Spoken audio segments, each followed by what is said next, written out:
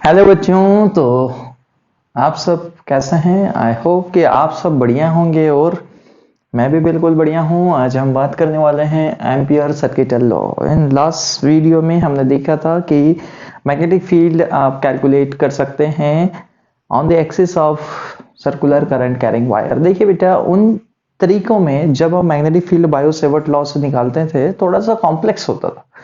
जिस तरीके से हम इलेक्ट्रोस्टैटिक में जब हमें इलेक्ट्रिक फील्ड निकालना रहता था तो उसका बेसिक तरीका हमारे पास कूलॉम्स लॉ होता था। कूलॉम्स लॉ की मदद से हम मैग्नेटिक फील्ड इलेक्ट्रिक फील्ड को कैलकुलेट करते थे। फिर हमने क्या कहा, थोड़ा एडवांस तरीका ढूंढा, यानी थोड़ा इजी मेथड की तरफ गए तो हमें वहां पे मिला गॉस लॉ। तो गॉस लॉ हमारी काफी हेल्प कर देता था। आपको याद होगा गॉस लॉ किस प्रकार से एप्लीकेबल है कि हम एक क्लोज लूप एक क्लोज सरफेस लेते थे, उसके अंदर किसी चार्ज को रखते थे और फिर हम कहते थे कि उससे जितना भी फ्लक्स पास होगा that will be equal to 1/एप्सिलॉन times charge enclosed by that surface. वहां पे जिस प्रकार आप किसी क्लोज सरफेस की बात करते थे, अब वही जो गॉस लॉ है यहाँ पे मैग्नेटिज्म में आपका एम्पियर्स लॉ कहलाता है। एम्पियर्स लॉ इज अनदर और alternate method to calculate magnetic field. Magnetic field को बायोसेवर्ट के अलावा अगर दूसरे लॉ से कैलकुलेट कर सकते हैं तो वो हमारे पास एम्पियर सर्किटल लॉ है। तो आज हम उसी एम्पियर सर्किटल लॉ के ऊपर बात करेंगे। जैसे इलेक्ट्रोस्टैटिक में गॉस लॉ, वैसे ही मैग्नेटिज्म में आपका ampere circuital law. Ampere circuital law applicable तब है जब वहां पे आप बात करते थे सरफेस की, यहां पे हम बात करेंगे लाइन की। सबसे पहले इसका स्टेटमेंट लिख देते हैं। तो स्टेटमेंट ये कहता है कि line integral of any magnetic field, जिसको आपका है line integral of any magnetic field is mu naught times of I inside. Mu naught times of I inside या आई टोटल है। ये होता है आपका ampere circuital law. Ampere circuital law कि मैग्नेटिक फील्ड का लाइन इंटीग्रल कर दीजिए, मैग्नेटिक फील्ड का लाइन इंटीग्रल कर दीजिए तो वो line integral mu naught times of I inside के बराबर होगा।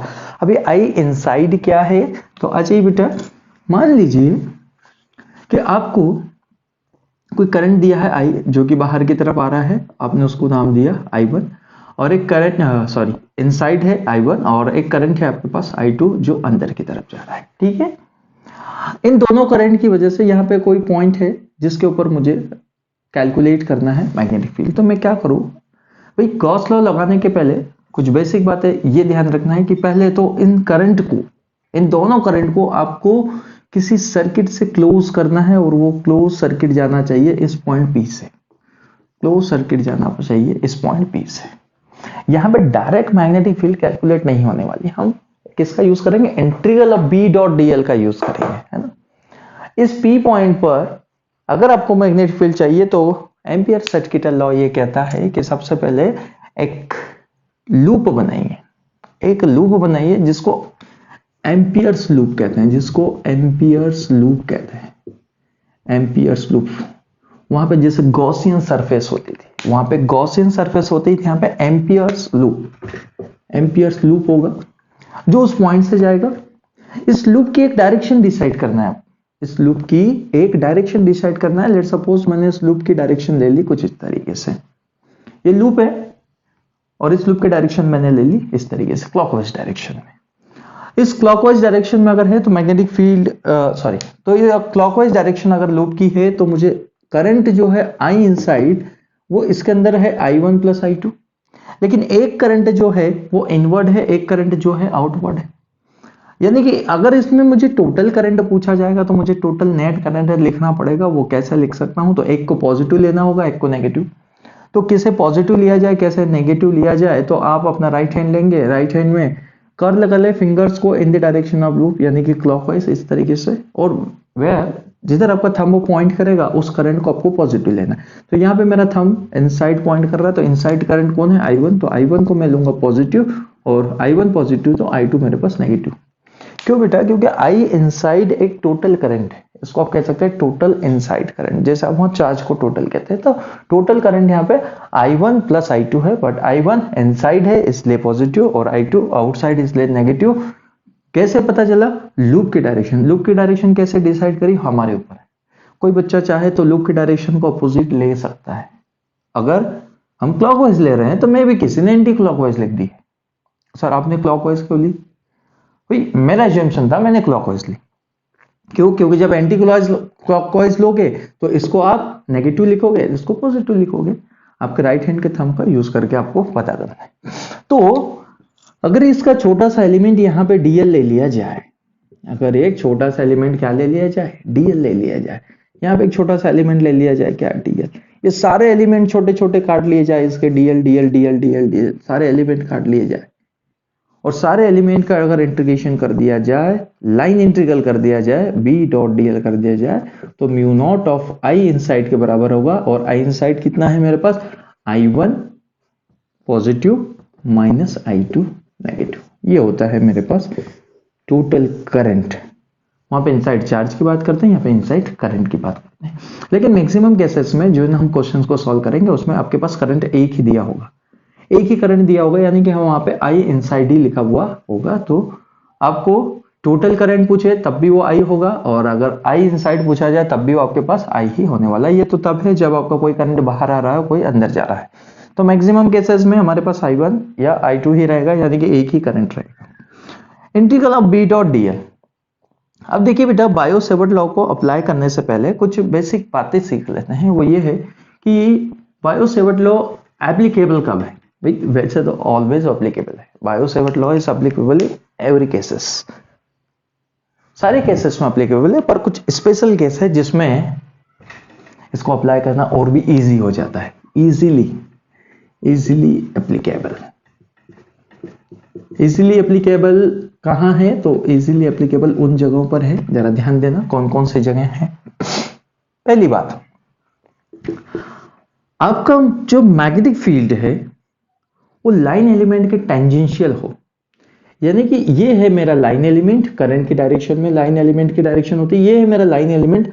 अगर मेरा मैग्नेटिक फील्ड इसके कैसे हो बेटा, टेंजेंशियल हो, टेंजेंशियल हो लाइन एलिमेंट के, यानी कि B is tangential to length और टेंजेंशियल टू लेंथ और कांस्टेंट। एक तो वो टेंजेंशियल हो, दूसरा वो कांस्टेंट हो। ऐसा क्यों? क्योंकि integration of B dot dl करने जाएंगे तो उसको आपको लिखना पड़ेगा it's equal to integration of B dot dl cos of theta, where theta is angle between B and dl. अब ये रहा आपका लाइन एलिमेंट और ये रहा आपका B, ये रहा आपका लाइन एलिमेंट, ये रहा आपका B। अगर दोनों सेम डायरेक्शन में तो cos विल बी 0 और cos will be 0, that is integration of B dot DL, integration of B dot DL. और B अगर कांस्टेंट है तो उसको कैलकुलेट किया जा सकता है कैसे, B कांस्टेंट है तो बाहर, मैंने B को क्या लिखा है बेटा यहाँ पे, कांस्टेंट। कांस्टेंट क्यों?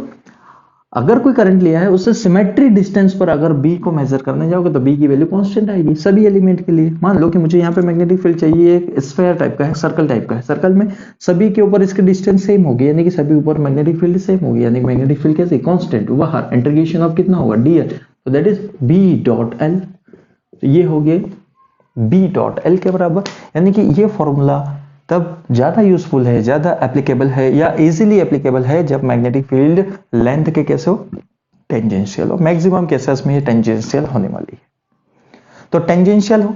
दूसरा case B is normal to length. अब ये जो लेंथ की बात कर रहे हैं दैट इज डीएल, लेंथ के नॉर्मल हो। ये भी तो हो सकता है कि आपकी मैग्नेटिक फील्ड जो लेंथ एलिमेंट है जो डीएल है उसके नॉर्मल हो, यानी कि यहां पे कहीं हो जाए, यहां पे कहीं हो जाए, यहां पे कहीं हो जाए, इसके नॉर्मल हो जाए, यानी कि डीएल और इसके बीच का एंगल कितना हो जाए, 90 degree. in that case integration of B dot dl cos 90 and cos 90 is equal to 0, that integration of B dot dl is equal to 0। Easily calculate कर सकते हैं आप यहाँ पे B is equal to 0 होगा। तीसरा केस कि magnetic field खुद 0 हो, B is vanishes यानी कि मैग्नेटिक फील्ड खुद अपने आप 0 है, that will B B is equal to 0। तो ये तीन डिफरेंट टाइप के केस है, तब हमें कैलकुलेट करना इजी हो जाता है। पहला केस B टेंजेंशियल हो तो B डॉट एल, टेंजेंशियल हो तो B dot L, line element की। दूसरा, और ये मैं फिर बता दूं बेटा, that is line element, that is length. ये जो आपने एम्पियर्स लूप लिया है ये लेंथ है, सरफेस नहीं है, ये लेंथ है। तो उसका लाइन इंटीग्रल क्या है, तो हमने कहा बी डॉट डीएल। दूसरी चीज हमने कहा अगर मैग्नेटिक फील्ड परपेंडिकुलर हो, अगर मैग्नेटिक फील्ड परपेंडिकुलर हो लाइन एलिमेंट की, तो that will be integration of B dot dl is equal to कितना आने वाला है मेरा, 0। और तीसरी चीज, अगर वहां पे मैग्नेटिक फील्ड है ही नहीं तो फिर आप उसको माइनस करें या मैग्नेटिक फील्ड वहां पे 0। एक और इंपॉर्टेंट पॉइंट यहाँ पे जो नोट करने वाला है कि यहां पर अब जो बात करते हैं I1 और I2 तो आपके पास इनसाइड करंट है, I1 and I2 are inside current, ये आपके पास इनसाइड में है। सपोज मान लीजिए कि आपके पास एक और करंट यहां पर है I3, एक और करंट यहां पर है आपके पास I4, तो I3 और I4 का भी कुछ यहां पे इंपॉर्टेंस होगा। क्या I3 और I4 भी B डॉट DL को चेंज कर सकते हैं? क्या यहां पे I इनसाइड में I3 और I4 आएंगे, तो I इनसाइड में तो I3 और I4 नहीं आएंगे, लेकिन इस I3 और I4 की वजह से होगा क्या, इस I3 और I4 की वजह से जो मैग्नेटिक फील्ड है वो चेंज हो जाएगी। बात को ध्यान देना, B जो है वो B किसकी वजह से, वो B जो है वो I1 की वजह से भी है, I2 की वजह से भी है, I3 की वजह से भी है, I4 की वजह से भी है। मैग्नेटिक फील्ड में सभी करंट का योगदान है, मैग्नेटिक फील्ड में सभी करंट का योगदान है, लेकिन I जो टोटल करते हैं उसमें वही करंट होते हैं जो इनसाइड करंट होते हैं, इनसाइड करंट होते हैं। तो जब B कैलकुलेट करने जाओ तो आपको सारे करंट देखना पड़ेंगे, either it is inside the loop, either it is the outside the loop. लेकिन जब हमें I इनसाइड की बात करी जाए तो हम उन्हीं को लेंगे जो इसके अंदर है, उन्हीं को लेंगे जो इसके अंदर है। आई बात समझ में?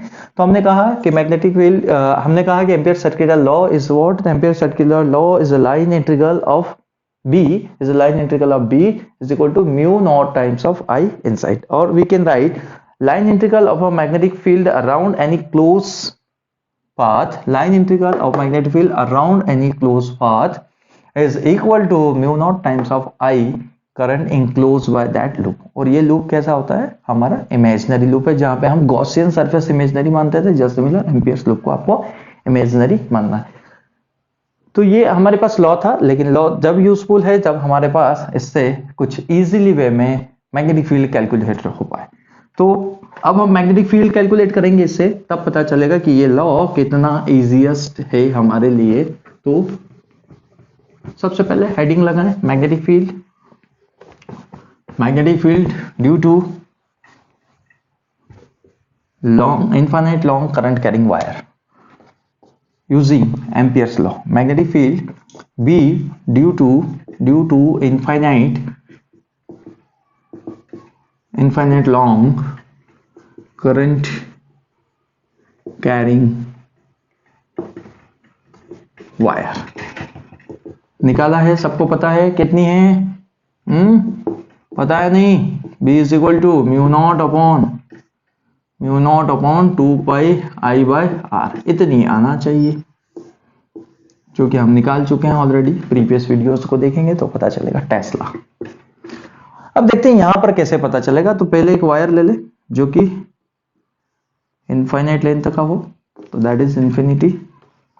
इससे R डिस्टेंस पर एक पॉइंट ले लीजिए, ये रहा R, ये रहा पॉइंट P, और इस P पॉइंट पर मैग्नेटिक फील्ड को कैलकुलेट करिए, इस P पॉइंट पर मैग्नेटिक फील्ड को कैलकुलेट करिए, लेकिन बायो-सेवर्ट लॉ की मदद से नहीं, आपको एम्पियर सर्कुलर लॉ की मदद से पता करना है। तो सबसे पहला काम आपको क्या करना है, एक एम्पियर लूप बनाना होगा। कोई करंट इसके अंदर ले लो I, एक एम्पियर लूप बनाना होगा जो इस पॉइंट P से होते हुए जाए। तो हमने ये इस तरीके का एक लूप बनाया, ये है लूप, ये है मेरे पास लूप की डायरेक्शन कोई से भी ले सकते हैं। तो हमने कहा कि लूप की डायरेक्शन हम लेंगे कुछ इस तरीके से, ये मेरी लूप की डायरेक्शन है, कोई से भी ले सकते हैं। करंट एक ही है, यहाँ पे टोटल करंट पूछे या I इनसाइड पूछे तो एक ही करंट है हमारे पास I। हमने एक एम्पियर लूप बनाया, ये है मेरे पास एम्पियर लूप जिसके रेडियस है मेरे पास R। हमने इस पॉइंट से होते हुए एक लूप बनाया, ठीक है। ओके, तो हमने अप्लाई किया integration of B dot D L is equal to mu naught times of I inside. अगर इसके ऊपर मैग्नेटिक फील्ड निकाली जाए पी पॉइंट के ऊपर या किसी भी पॉइंट पर, एक छोटा सा एलिमेंट लिया, कोई एलिमेंट काट लो बेटा यहाँ पे, लेट सपोज ये एलिमेंट ले लिया डीएल, एलिमेंट ले लिया मैंने डीएल, और मैंने कहा ये एलिमेंट किसका है बेटा, इस सर्कुलर लूप का, इस एम्पियर लूप का एलिमेंट है ना, लाइन का एलिमेंट नहीं है, इस लूप का। ये मेरे पास डीएल है, और जो मैग्नेटिक फील्ड निकालने गया तो मैग्नेटिक फील्ड मेरे पास कैसे पता चलेगी, मैग्नेटिक फील्ड ये रहा आई, इसको पहले कुछ ऐसा बना लो, इसका हम टॉप व्यू देख लें, कुछ इस तरीके से है। करंट कहां जा रहा है, इनसाइड, इनसाइड जा रहा है, क्रॉस बनाओ, करंट इनसाइड जा रहा है, मैग्नेटिक फील्ड किधर होगी, अगर करंट इधर, सॉरी, अगर मेरे पास करंट इधर तो मेरी मैग्नेटिक फील्ड इधर, मैग्नेटिक फील्ड किधर, इधर, ये मैग्नेटिक फील्ड, ये मैग्नेटिक फील्ड, मैग्नेटिक फील्ड, ये मैग्नेटिक फील्ड, करंट इनसाइड, यानी कि करंट आई इनसाइड है तो मैग्नेटिक फील्ड ये रही, इधर डीबी, इधर डीबी, इधर डीबी, जो भी है आपकी मैग्नेटिक फील्ड, वो मैंने कहा इधर होगी। ओके, क्या मैग्नेटिक फील्ड इसके ऊपर कोई लाइन एलिमेंट लिया जाए उसकी डायरेक्शन में है, देखो ये है लाइन एलिमेंट डीएल, यहाँ पे छोटा सा टुकड़ा काट लो डीएल, छोटा सा टुकड़ा काट लिया मैंने डीएल, और डीएल लिया छोटा सा टुकड़ा, तो डीएल यानी कि मैग्नेटिक फील्ड जो मेरी है, पहली बात तो वो कैसी बेटा, टेंजेंशियल, देखो ये डीएल काटा तो डीएल की लेंथ इधर, डीबी इधर, यानी कि मैग्नेटिक फील्ड पहली बात कैसी है, टेंजेंशियल, फर्स्ट वाला स्टेटमेंट टेंजेंशियल है। और मैग्नेटिक फील्ड ये देखिए, ये आर है बेटा, ये आर सभी जगह आर होगा, ये आर की वैल्यू सभी जगह आर होगी, क्योंकि ऐसे है, ये वायर है मेरे पास, ये वायर है मेरे पास जिसमें से करंट आई जा रहा है, उसके आसपास का ये जो लूप है, इस लूप के अराउंड मैंने जो लूप बनाया है वो सभी जगह कितना है, इक्वल है आर, यानी कि मैग्नेटिक फील्ड जो है वो इक्वल डिस्टेंस पर, आर डिस्टेंस पर आप पता कर रहे हैं, तो आर डिस्टेंस पर मैग्नेटिक फील्ड टेंजेंशियल प्लस कैसी होगी, कांस्टेंट, क्योंकि सभी पॉइंट कैसे हैं, सेम डिस्टेंस पर है, तो एक तो वो टेंजेंशियल है, दूसरी वो कांस्टेंट है, और टेंजेंशियल है कांस्टेंट है, इसलिए मैग्नेटिक फील्ड कैसे होगी आपकी, B dot D L, tangential है यानी कि दोनों के बीच का एंगल जीरो, यानी कि यहां पे होगा आपका cos of 0 degree, cos of 0 degree is equal to mu naught times of I. अब आई कितना है यहाँ पे, ओनली आई, करंट कितना है, ओनली आई, बी कैसा है, कांस्टेंट है, बाहर कर दीजिए बी बाहर, इंटीग्रेशन ऑफ डीएल होगा cos 0 की value 1 is equal to mu naught times of I, now B is equal to, that will be equal to 2 pi R, 2 pi R कितने डिस्टेंस पर है, और ये एक्चुअल में क्या है, length, that is 2 pi R, and mu naught of I, that is B is equal to mu naught upon 2 pi I upon R Tesla.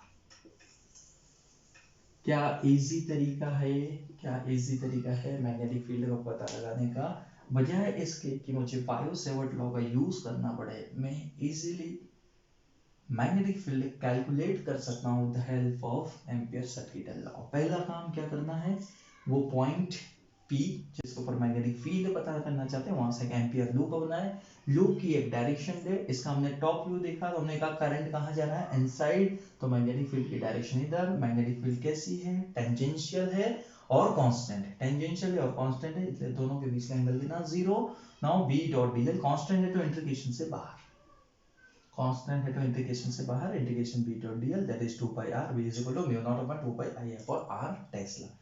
तो ये है हमारे पास मैग्नेटिक फील्ड जब आपका वायर कितना हो, इनफाइनाइट लेंथ, जब आपका वायर कितना हो, इनफाइनाइट लेंथ का। ओके, तो बहुत ही बढ़िया सर, बहुत अच्छे। अब और भी कुछ यूज हो सकता है क्या, इतना बड़ा लॉ दिया है तो सर ये तो आपने बहुत अच्छा सा लॉ बताया है ना। देखिए जरा बेटा, अगर क्वेश्चन कुछ इस तरीका का आपके पास आ जाए, दूसरा अगर हम देखें कुछ इस तरीके से हमारे पास कुछ सिलेंडर है इस तरीके से, ठीक है, और सिलेंडर में करंट फ्लो हो रहा है आपका आई, दोनों तरफ आई करंट फ्लो हो रहा है। आपको मैग्नेटिक फील्ड निकालना है किसी पॉइंट के ऊपर जो सिलेंडर के एक्सिस से, एक बार वो पॉइंट इनसाइड है और एक बार वो पॉइंट आउटसाइड है। सिलेंडर की रेडियस आपके पास कैपिटल आर है, सिलेंडर की रेडियस आपके पास कैपिटल आर है। आपको क्या करना है, B at P and P or P we can write as inside this cylinder, inside, and B at Q that is outside. एक बार आपका पॉइंट इनसाइड है, एक बार आपका पॉइंट आउटसाइड है, आपको दोनों बार मैग्नेटिक फील्ड लगानी है, मैग्नेटिक फील्ड कैलकुलेट करना है और यूज करना है एम्पियर सर्किट लॉ। और इनमें से जो करंट फ्लो हो रहा है वो आई करंट मेरा फ्लो हो रहा है। जो मेरा सिलेंडर है उस सिलेंडर की रेडियस कितनी है, आर। सिलेंडर की रेडियस कितनी है, सिलेंडर कितना बड़ा है, इनफाइनाइट लेंथ का सिलेंडर है। ठीक है, कैसे पता करेंगे, तो सबसे पहले B at point P calculate करते हैं। इनसाइड पॉइंट, तो इनसाइड पॉइंट से होते हुए पहले एक लूप बनाएंगे, करंट की बात बाद में, पहले एक लूप बनाया कुछ इस तरीके से, ये रहा एक लूप मेरा, तो ठीक से बनाते हैं, ये रहा point P, that is the loop, कुछ इस तरीके से, थोड़ा सा अच्छा दिखने वाला बन जा, ये ऐसे व ऐसे। ठीक है, इस लूप की रेडियस मैंने कहा है, वो रेडियस मेरे पास है स्मॉल आर और ये पॉइंट है मेरे पास पी। ओके, तो मुझे इसके लिए कैलकुलेट करना है integral of B dot D L vector is equal to mu naught times of I inside, I inside. Loop की डायरेक्शन ले लिया आपने, लूप को बना दिया, लूप की डायरेक्शन ले लिया आपने। ठीक है, बी डॉट डी एल, उससे पहले एक जो इंपॉर्टेंट चीज है वो ये देखना है कि करंट कहां पर है बेटा, करंट कहां पर है।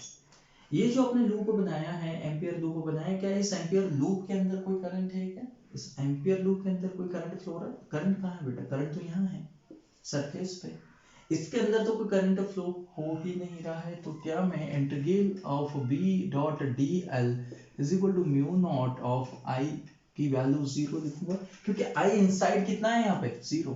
भाई इनसाइड कोई करंट ही नहीं है, आई इनसाइड, ध्यान से देख लो, करंट सारा कहाँ है, सरफेस पर, करंट सारा कहाँ है, सरफेस पर। ये सिलेंडर है, होलो सिलेंडर है, होलो सिलेंडर है, और इसका सारा जो करंट है वो कहाँ है बेटा, सरफेस के ऊपर। इनसाइड तो कोई करंट नहीं, इनसाइड कोई करंट नहीं, तो mu into I inside current 0, it means B is equal to 0। Oh, याद आया, मैग्नेटिक फील्ड किसी कंडक्टर के इनसाइड अगर वो होलो कंडक्टर है तो 0 होती है, होलो कंडक्टर है तो वो 0 होती है मैग्नेटिक फील्ड। तो मैग्नेटिक फील्ड कितनी होगी, 0। कैसे पता चला, क्योंकि आई इनसाइड क्या था मेरे पास 0। तो पी, अगर कोई इनफाइनाइट लेंथ का सिलेंडर है आपके पास और उसमें अंदर कोई पॉइंट है और जिसमें से कोई करंट पास नहीं हो रहा, होलो सिलेंडर होना चाहिए, सॉलिड सिलेंडर की बात नहीं कर रहे बेटा, होलो होना चाहिए, क्योंकि सॉलिड सिलेंडर में तो अंदर भी करंट फ्लो हो सकता है। होलो सिलेंडर में हमने कहा कि सारा करंट बाहर है, इसलिए बी 0।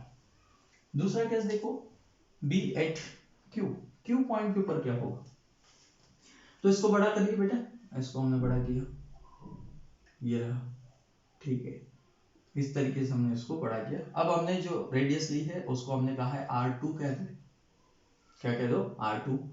R2 को रेडियस मानते हुए एक लूप बनाएंगे, ये लूप बनाया, फिर से यहाँ पे integral of b dot dl हमें करना है, that will be equal to mu naught of i inside, mu naught, चलिए integration of b dot dl। ये देखो, अगर मेरे पास करंट इधर है, थोड़ा सा इसका टॉप व्यू देख लिया जाए, यानी कि अब मैं जो निकाल रहा हूँ, ये मेरे पास होलो सिलेंडर और ये मेरे पास कोई पॉइंट है, जो पॉइंट मैंने कहा है Q, जो कि आउटसाइड है, और इसके अंदर कोई करंट इनसाइड जा रहा है, ये करंट जा रहा है, तो मैंने कहा ये यहाँ से सॉरी इनसाइड है, तो क्रॉस, मैंने बताया इनसाइड करंट। करंट कहाँ है, सारा अंदर, कितना करंट है बेटा इसमें, I। और ये जो मैंने रेडियस मानी है, ये कितनी मानी, R2, कितनी मानी मैंने, R2।